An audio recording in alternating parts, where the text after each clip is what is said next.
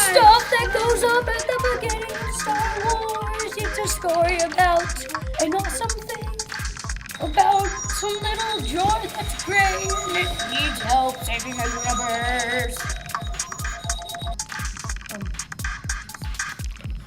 There's a little blue guy, he's spinning around. Then there's a gray guy. Little brown guy comes in, throws a spear. Here's a blue guy, he's stuck to the gray one. Then he goes over and grabs his spear. The head's still stuck, so he throws it over there. And then he's still throwing it over there. And then Darth Vader comes in, grabs a body, throws it at that guy. Lands on the spear, now they're rolling off screen. Scene 2.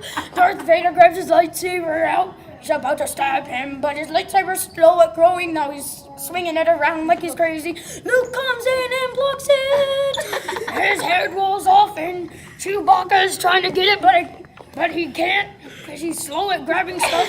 And then he throws it, and it hits Darth Vader in the face. And then Yoda comes in, stabs him in the butt, does a backflip, lands on his face, goes to the other guy's face, comes back to that guy, stabs him, gets a droid. He wins. Oh,